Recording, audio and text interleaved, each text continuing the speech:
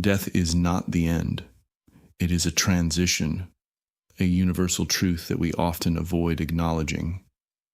Yet an appreciation of death, its inevitability, its transformation, offers us an unparalleled opportunity to live fully and joyfully in the now. To embrace death is not to surrender to despair, but to awaken to the richness of life itself. This lecture invites us to shift our perspective on death from an adversary to an intimate companion, teaching us how to live with soulful intention and connectedness, living fully by embracing death.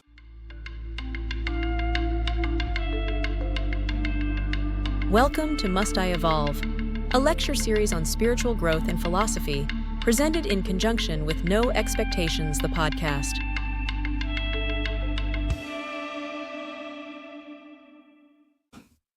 Death is one of humanity's most enduring fears. This fear, known as death anxiety, manifests in how we think, feel, and act. It impacts our health, relationships, and decisions. Yet avoiding or denying death only deepens this fear. The question is, how do we reconcile ourselves with this ultimate reality? One way is to adopt a spiritual framework, a lens that sees death not as an end, but as a continuation, a transformation. The well-known spiritual teacher Ram Dass saw death as life's greatest spiritual opportunity. He encouraged us to approach death with acceptance, to see it as the culmination of this human adventure. As he wisely put it, our journey is about being more deeply involved in life and yet less attached to it. His teachings remind us that embracing death begins with inner work, cultivating mindfulness, compassion, and love for ourselves and others. Reframing death. To live fully, we must change the narrative about death. In Hindu tradition, life is seen in 4 phases, culminating in sannyasa, the renunciant stage. At this point, one lets go of worldly attachments and prepares for liberation. Similarly, death can be viewed as a shedding of the material and a reunion with the eternal.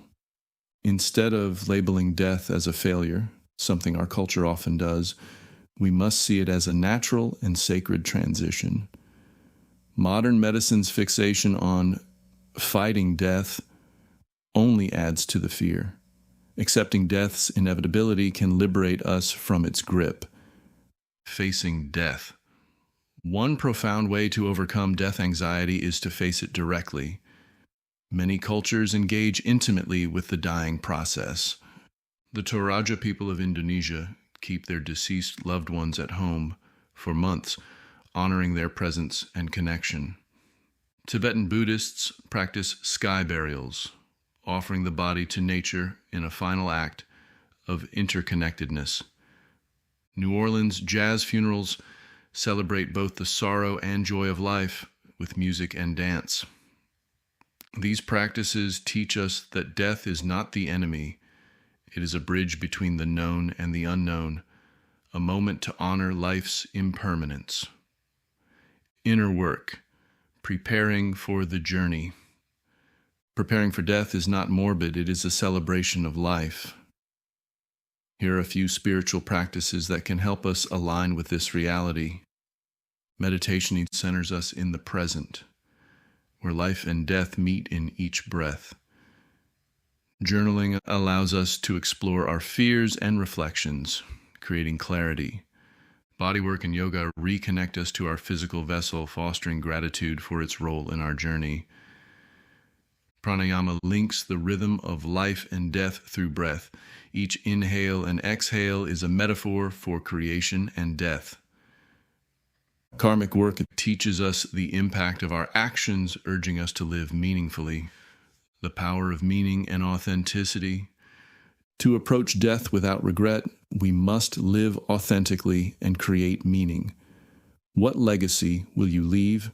What relationships, passions, or contributions will define your life?